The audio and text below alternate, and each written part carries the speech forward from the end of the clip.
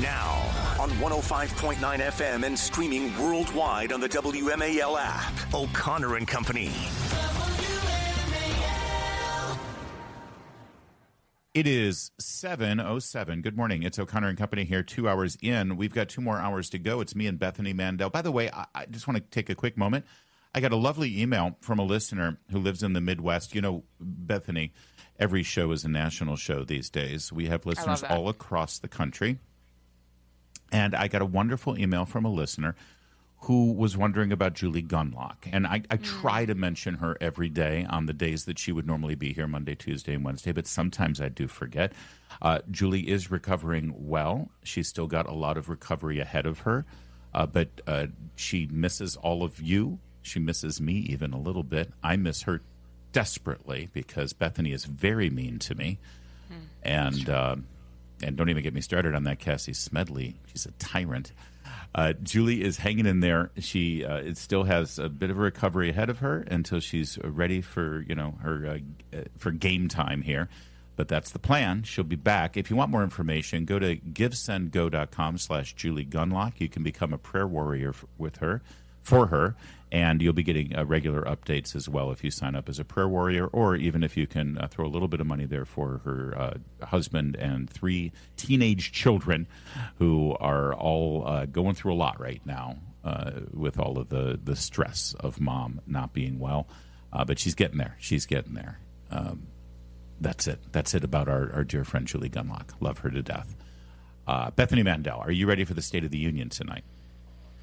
No, I wish that my daughter's, so my daughter does a Shakespeare co-op, and I did not consult the political calendar when I agreed that tonight would be a good night to do their performance. Oh. Oops. Wow, in a political area, too, a political town. Well, that's all right. You'll be seeing a lot of Shakespearean drama, and everyone who tunes in or is lucky enough to be in the House chamber, they'll see a lot of political drama, that's for sure. And a lot of it is circulating around the USA hockey team. As you know, the men and women both won their respective gold medals in these Olympic Games. And, well, as we mentioned yesterday, the men's team got a phone call from the President of the United States, mostly because the FBI director, Kash Patel, happened to be in the dressing room with them. And during part of that call, he made a mention of the women's hockey team. I don't know if it's in this cut, though. Let's take a listen. No, it's not? Okay. Well, real fast, let's just take a listen to the call. If you missed it, we'll listen to a bit of it. Cut 14. By the way, your goalie played not bad. Say hi to him. How you doing, Don? I have seen hockey goalies have slightly worse games. Slightly worse. So you can hear he's praising them, but at the same time sort of having some fun and being a little sarcastic. You know, your goalie played not bad, stuff like that. And then he invited them to the State of the Union, and then he said, and I'll quote him here, we don't have the audio, he said, "I must tell you, we're going to have to bring the women's team. I do believe I probably would be impeached." So people are taking that as an insult. And by people, I mean, political reporters and idiots who have no sense of humor and don't understand the way people talk when they're, engaged in sports, the joking that you just heard from the president there. And by the way, the team absolutely cheered and they said, yeah, bring the girls too, bring the women's team. So now the women's team is politely, and I do mean very politely and respectfully, declined the invitation. And everyone is saying that the women's team is like Megan Rapinoe. They're insulting the president. They're woke. And I don't see that. I actually take them at their word based on the reason that they declined the invitation. But apparently now this is a controversy, Bethany. Yes, it is a controversy. And I do agree with you. Their statement was very magnanimous. They said, "We are sincerely grateful due to timing and previously scheduled academic and professional commitments. Following the games, the athletes are unable to participate. They were honored to be included and grateful for the acknowledgement." So you and I have been arguing pretty much all morning about this off air. Gently, lovingly, politely, respectfully. Mostly. Yeah, but I think it might be one of the biggest arguments we've had, the disagreements we've had, because I think this is a snub, and you do not. I'm taking them at their word. Right. And I think that people outside of sports and certainly outside of hockey culture are injecting their culture and their perspective into this. Mark Thiessen, I think, laid this out very nicely. A columnist who is hardly, a Trump cheerleader, Mark Thiessen. And he said, stop hijacking the women's team for your anti-Trump agenda. They can't go. The NCAA girls have missed almost a month of school and 8 games with their NCAA teams. Their break is over. Unlike NHL players, their teams can't send charter planes to get them back by game time. They were extremely gracious in their statement explaining why they couldn't come. They're patriots who love their country. Get over your TDS. I'm with Mark on this. Until I hear from these players, dyeing their hair blue, taking a knee, and screaming F Trump, I'm going to say, you know what? No, they literally can't go.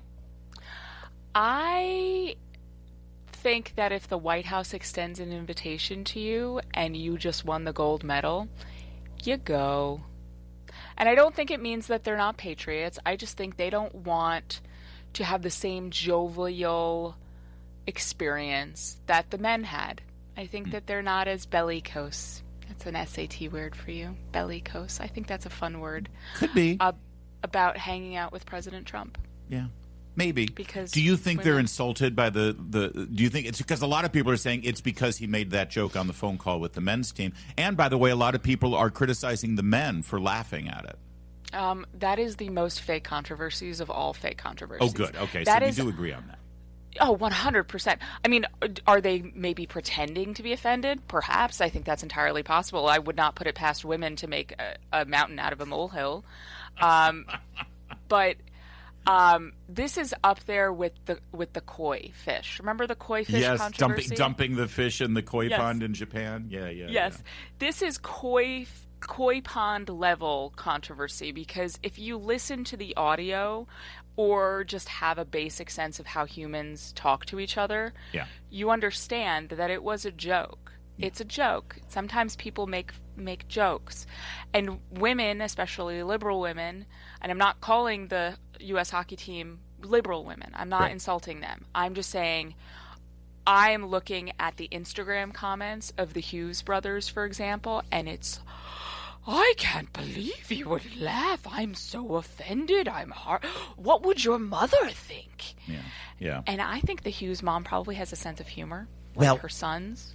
Here's the thing. Women's hockey players, not the same as women's soccer players. I agree with you. I know that women's soccer is a tough sport. It ain't hockey.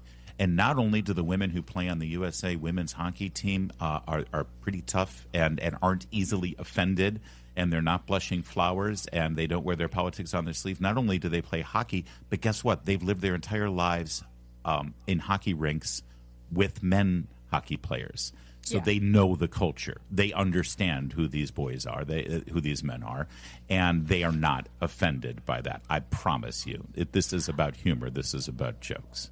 I agree with you that I think that they understand that, and we have seen no indication that they are using this as a political thing. I just have met my share of women over the years and know that it is possible that some women, not saying the hockey team, I'm just saying women in general, might not be thinking about this logically and clinically. They might be thinking with some emotions. You don't need to hear them say anything. The fact that they're not going tells you that it's politically motivated. That it's politically motivated. Okay. All right. We'll continue this, and we've heard from some of the men who continue to get criticisms for actually, celebrating and enjoying their gold medal victory with President Trump and being honored by that phone call. You'll hear a little bit more from the men. Bethany will still discuss this because she does make a point. I want to concede that, and I will reluctantly in a moment. First, though, it's 7:15. Last one. What was it like to get that phone call from the president? It was super cool. It was an honor. It really is hearing from the president of the United States. Hearing that he was supporting us and all the other athletes and wanting us all to bring home as many gold medals as we can. So we're definitely honored to represent him and the millions, hundreds of millions across the country and bring in a gold medal back. Thank you. Men's hockey player Matthew Tkachuk getting off the airplane there, saying it was an honor to represent our country. And by the way, the president does represent our nation. He's our head of state, like it or not. He won an election pretty overwhelmingly. So oftentimes when you're representing a country, you connect that back to the head of state when he makes the phone call. What's wrong with that? Absolutely nothing. By the way, Jack Hughes, this got lost in the mix. After the game, late night on NBC, I think they've had a few beers, the Hughes brothers. I mean, it's just so special, and I want to thank our troops for allowing us to play this game. Thank our troops for allowing us to play this game, and thank all the support back home. But hope you heard that. Thank our troops for allowing us to play this game, Jack Hughes said. Yeah, go ahead and make a villain out of these guys, Dems, Libs. It's not going to end well for you, I promise. This is the kind of thing that most Americans sort of relate to and love. So here's my concession. You're right. If you look at the women's hockey team, just by sheer demographics, white women that age, odds are, if you put a gun to my head, they're going to be lib. They're going to be a little woke, except the fact that they're hockey players. That's the one thing. And playing in a team sport, very different than individuals. But yeah, I get it. You're right. If you put a gun on my head, if I had to bet my house on it, yeah, they probably. I don't think they have TDS, but they probably lean blue. I'll give you that. Yeah, they're in college, and also the team sport. Actually, I think I would argue makes them more likely to be lib, because women traveling in groups. Do you think they're never going to let me co-host WMAL because I'm such a misogynist? Traveling in groups, like you mean packs when they travel in packs? Is it a gaggle? Is that what we call them? It's a groupthink thing.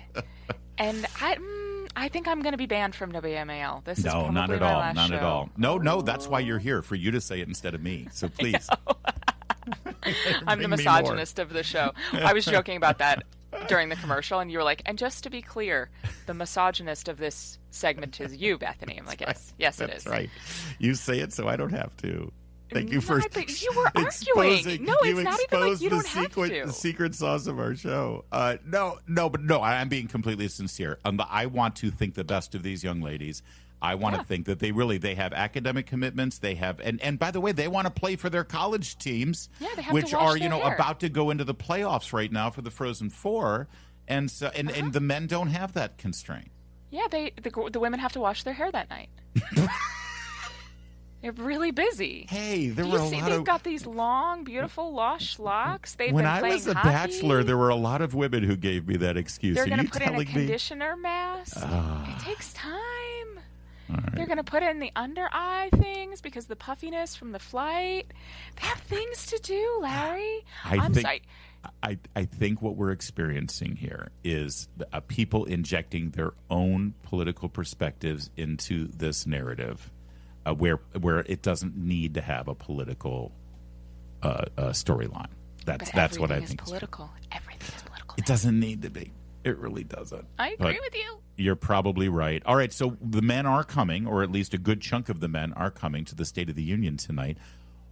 How do you think the president introduces them? How do you think that this sort of evolves into one of those, memorable moments? Do the Democrats stand up and applaud? Everyone's saying, oh, well, of course Democrats will applaud them. Excuse me, they sat for a little boy dying of cancer last year who wanted to get a Secret Service badge. If they couldn't stand up for the little boy dying of cancer, I don't think they're going to stand for the men's hockey team. One of my favorite things so I have two favorite things about Trump that are related.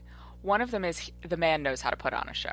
It is watchable in a way that nothing has been watchable in American politics ever.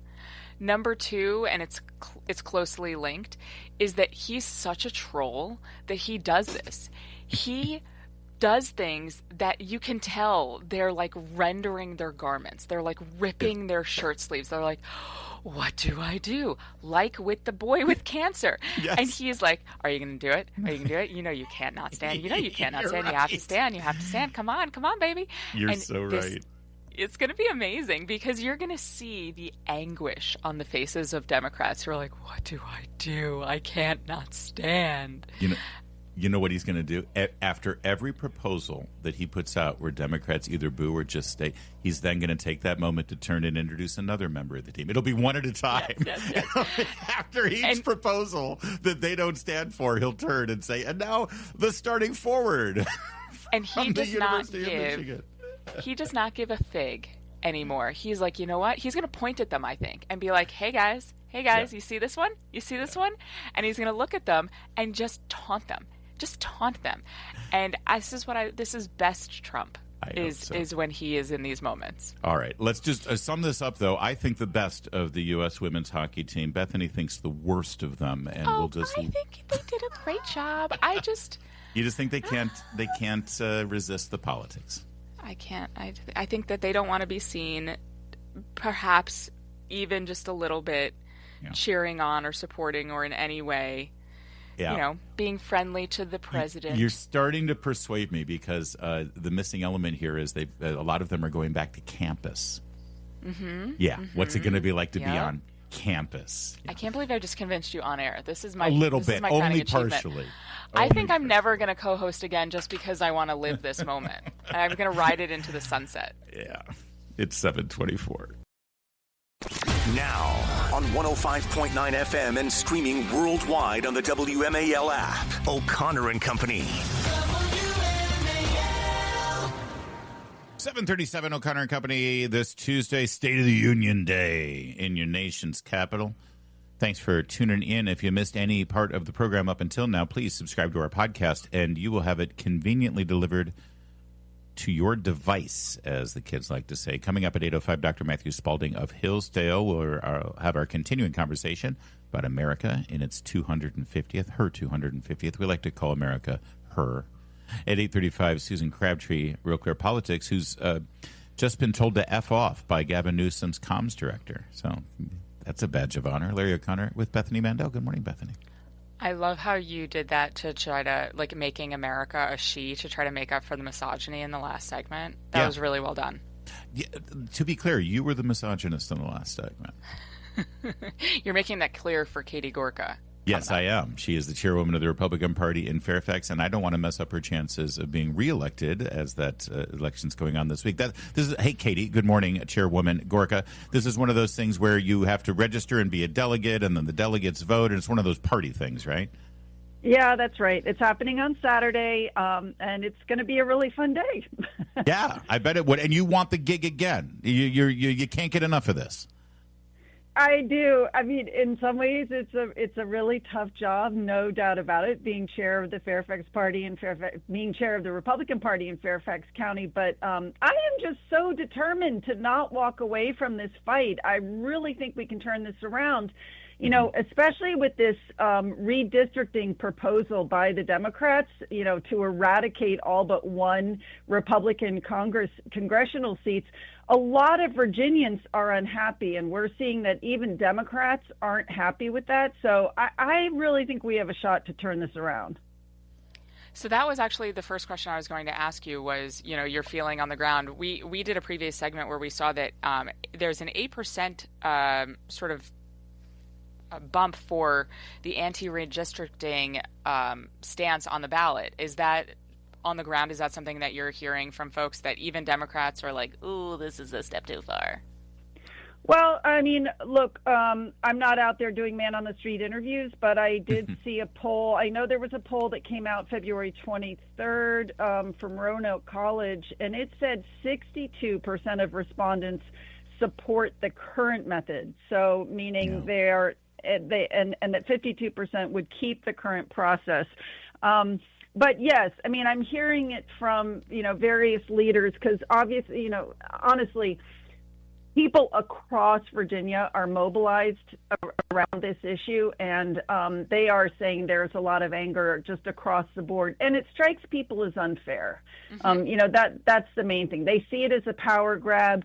They see it as, one of those cases like, Dan Helmer, who lost, and he's basically, they've created a district so that he can win. So it's politicians picking their voters, not the other way around. Yeah, it's the worst kind of gerrymandering, and the language being used in the ballot initiative is absolutely deceptive. It's the only way they'll have a chance of winning is to lie and deceive, and yet the people, according to this latest poll, are still against it. In Fairfax County, taxes are going up. Now, of course, the supervisors are going to claim that they haven't changed the tax rate, but it's sort of an end around. It's a sleight of hand because they're allowing assessments to rise. That means they get more money. That means Fairfax residents pay more money. 100%. And don't forget, they also just instituted on January 1st our new meals tax.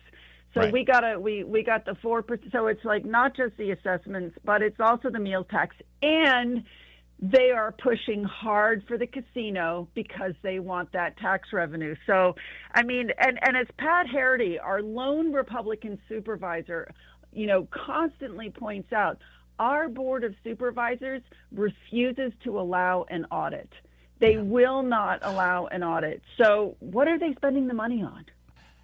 Katie Gorka is our guest, chairwoman of the Republican Party. Katie, one of the things that I think I hear from a lot of Republicans in Northern Virginia is that they wish they had better candidates to choose from, and that the process was sort of geared more toward getting candidates that have a chance. I know it's a tall order, but has that been frustrating for you? Or what is your strategy there to try to appeal to candidates that have a chance? Well, I don't know. I'm going to really challenge that. I feel like in the last year or two, we've had fantastic candidates. I don't think our problem is candidates. I think our bigger challenge is reaching deeper into the community to other voters. And, that's hard here. Fairfax is incredibly diverse. And honestly, all those things that make it challenging for Republicans are really amplified here. We've got so many government workers, so many people that were infected by like the DOGE cuts, the government shutdown. It just made it a really, and not to forget Trump derangement syndrome, right? So it made this past year a really, really hard year for Virginia. But let's not forget, when Trump was elected, Fairfax County, actually the vote shifted for him by 7 points, which was more than it did in Virginia as a whole, and even more than it did in the country. So I think, again, that to me is a sign that things can shift in Fairfax County. We just have to get the messaging right and, reach deep into the different communities. Have you been getting help at all on the redistricting fight from the national apparatus, from the national GOP and the RNC? Oh, yes. And I have to say, I think this is like the first time since I've really been involved with Virginia politics that I have seen both the state level Republican Party of Virginia and the national organizations mobilize to the degree that they have. They have been super supportive. But look, the problem is, what I have heard is that the Democrats have brought $15 million to this fight. So they've got TV ads all over the place. They're spending all kinds of money. We are seeing support from the national organizations. It hasn't translated yet into dollars, which I don't really understand, because they risk losing 4 congressional seats. If we lose this redistricting fight, they need to put their money where their mouth is. We got to leave it there. Katie Gorka, good luck with the election this weekend, Madam Chair. Thank you. Thanks. It is 7:43. I've known about Gavin Newsom kind of the last 20-plus years of my life, when he was the mayor of San Francisco and he defied the state constitution and married same-sex couples and sort of, made that his big issue, signature issue, pushing the state of California, by the way, then to move with Prop 8, which defined marriages between a man and a woman, that passed, by the way, until the Supreme Court overrode it. But I've known him then. I've known him as the lieutenant governor. I've known him as governor. It is only about 2 weeks ago. What's the old thing? I'm today years old when I learned that Gavin Newsom is dyslexic, or so he claims. It started with Ted Cruz calling him culturally illiterate, and Gavin Newsom then took to social media to announce to the world that he's, ignorant, by saying Ted Cruz calling a dyslexic person illiterate is a new low, which, okay, number one, that's not what cultural illiterate means, number one. But number two, what do you mean you're dyslexic? What are you talking about? And then, as we've already highlighted, here he was talking to a crowd in Georgia, basically flexing about how dumb he is. Here's cut 21. I'm like you. I'm no better than you. You know, I'm a 960 SAT guy. And, you know, and I'm not trying to offend anyone, you know, trying to act all there if you got 940. But literally a 960 SAT guy. I cannot, you've never seen me read a speech because I cannot read a speech. Which, again, is kind of a weird flex there, because I hope he realizes that by saying I can't read and I got a 960 SAT, well, then he's lived one of the most privileged lives you could ever imagine. So he's sort of bragging about the fact that despite his inabilities, he's been given great rewards on a silver platter, right? But then, Bethany, there's this. Take a listen to him on another podcast, Cut 22. You've written a hell of a book, and I don't say that lightly. I went through it in a quick hour and a half, almost 2 hours. And trust me, I don't read very fast, but it reads at an unbelievable pace. So that's so he's dyslexic, but he read a 263-page book in less than 2 hours. Bethany, make it all make sense. So I think what he's doing is during previous segment, I called him stupid, and it sounded like I was saying he was stupid because he's dyslexic, but that's actually what he's doing. Right. He thinks that dyslexia just means dumb, which explains his low SAT score, but he's just a stupid person who has been gifted the world on a silver platter, as you said during a previous segment, and now he's trying to put a label on his stupidness, and he's decided it's dyslexia. And what I love about this whole news cycle is Susan Crabtree, who's coming on the show in about an hour, no less than that, 40 minutes, she just asked his campaign for proof. That's it. She did what any reporter would do. The candidate, the governor has made a claim. Can you provide some support for evidence? That? Yeah. And Izzy Garden, the comms director for Gavin Newsom, said, Susan, thanks for reaching out. Respectfully, F off. That's what he wrote. Yeah. And this is something that not enough reporters do anymore. People make an assertion, and no one ever asks for evidence. I have a weird anecdote for you. I gave birth to a baby in a car in 2017. Yes. And famous. It was reported all over the place. Over the world. Yeah. And we tweeted a picture, whatever. One reporter, and it was for the local patch, called the police department to verify it. Because we had made nationwide news, and this one bootstrap reporter was like, I just want to call. And the sheriff called us and said, hi, I just got this request for comment. I just wanted to make sure you were okay with me responding. And Seth and I looked at each other, and we realized, no one else tried to do this diligence. Good for them. And it's wild to me how few people in the media think that is their job to verify claims. Right. Well, yes, although it seems like they make up for it with Donald Trump with every utterance, where they try to fact-check him mid-sentence, mid-debate, mid-State of the Union, you'll see it tonight, or they'll just say, Trump claimed without evidence, ... So it is almost like there's a double standard. 7:54.